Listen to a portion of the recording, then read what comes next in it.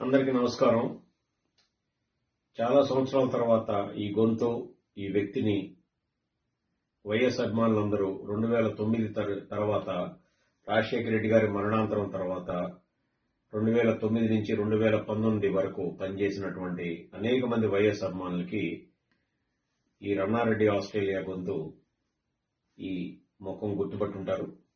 ఇవాళ మీ అందరికీ ఇన్ని సంవత్సరాల తర్వాత నేను ఎందుకు మీ ముందుకు వచ్చానంటే, నిన్న మొన్న జరిగినటువంటి ఎన్నికల్లో జగన్ ఓటమి గురించి ఒక మాట చెప్తామని వచ్చాను. జగన్ ఓటమికి కారణాలు ఎవరు, కారకులు ఎవరు?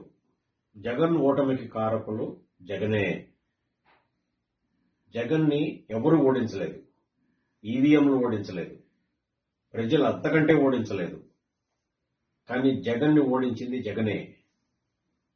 ఒక మోనార్క్ లాగా, ఒక దేవుడులాగా, ఒక దైవాంశ సంభూతుడిలాగా పార్టీ కోసం కష్టపడినటువంటి వేలాది మంది కార్యకర్తల్ని, దేశ విదేశాల్లో ఉన్నటువంటి కార్యకర్తల్ని తృణీకరించి వాళ్ళని పురుగుల్లాగా చూసి సాంబార్లో కరేపాకులాగా తీసి పక్కన పడేసి సంపదే ధ్యేయంగా వందల వేల కోట్లకి సంపాదనకి తెగబడి తన చుట్టూ ఉన్న రామకృష్ణారెడ్డిని, సజ్జల రామకృష్ణారెడ్డిని, సుబ్బారెడ్డిని, సాయిరెడ్డి లాంటి వాళ్ళని వాళ్ళు తింటే తను తింటే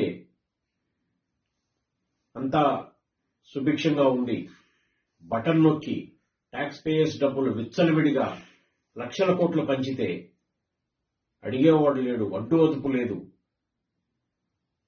తను ఏం చేసినా కానీ తను సక్సెస్ అవుతాను, ఇట్లా బటన్ నొక్కి ఓట్ బ్యాంక్ పాలిటిక్స్ ని క్రియేట్ చేసుకొని నేను ఒక 30 సంవత్సరాలు ముఖ్యమంత్రిగా ఉంటాను అనే నీచమైన ఆలోచనకి ఎప్పుడైతే తెగబడ్డాడో, తర్వాత తన కోసం ప్రాణాలొడ్డి, ఆయన కోసం ప్రాణాలొడ్డి, ఆయన ఆశయాలను నిలబెట్టడానికి ప్రాణాలొడ్డి 2009 నుంచి నిలబడిన కార్యకర్తలందరినీ పూచిక పుల్లగా తీసి పక్కన పడేసి వాళ్ళ ముఖాలు చూడటానికి కూడా ఇష్టపడలేదో ఆ రోజే జగన్ పతనం స్టార్ట్ అయింది. జగన్ రాజశేఖర రెడ్డి కొడుకు ఎట్టి పరిస్థితుల్లో కాదు. బయలాజికల్ సన్ అయితే అయి ఉండొచ్చు, బయలాజికల్ సన్ ఏమో గాని రాజకీయ వారసుడు కానే కాదు. జగన్ కి ఉన్నదంతా డబ్బు పిచ్చి,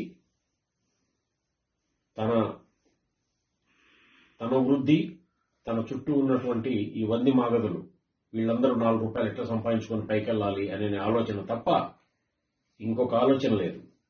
లక్షలాది మంది కార్యకర్తల్ని, దేశ విదేశాల్లో ఉన్న కార్యకర్తల్ని వాడుకొని వాళ్ళు ఎంతో అభిమానంతో స్వచ్ఛందంగా తమ రక్తాన్ని దారబోసి, తమ డబ్బుల్ని దారబోసి ఆయన కోసం, ఆయన పాలన కోసం, ఆయన లాంటి మనిషిని చూడటానికి జగన్ కోసం కష్టపడితే అదంతా కూడా తాను, దేవుడు, ప్రజలు మధ్యలో ఎవరూ లేరన్నట్టు విచ్చలవిడి తరానికి తెగబడిన జగనే కారకుడు.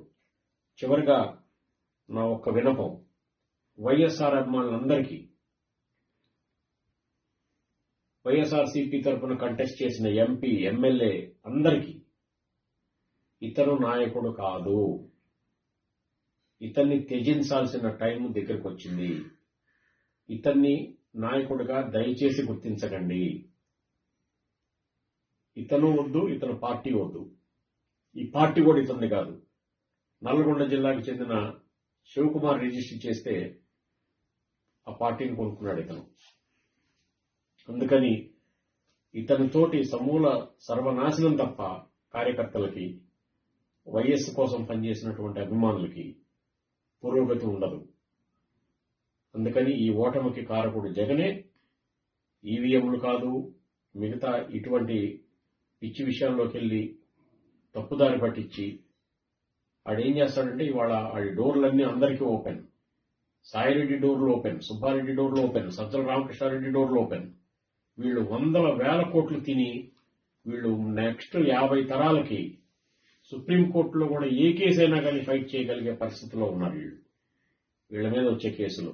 కానీ యావరేజ్ కార్యకర్తను ఆదుకునే దిక్కు దివాణం లేదు. వీళ్ళను పొరపాటును కూడా నమ్మొద్దు, వీళ్ళకి ఎట్టి పరిస్థితుల్లో సహాయం చేయొద్దు. దయచేసి వైఎస్ఆర్సీపీ కోసం ఎట్టి పరిస్థితుల్లో రోడ్డు మీదకి రావద్దు. Thank you.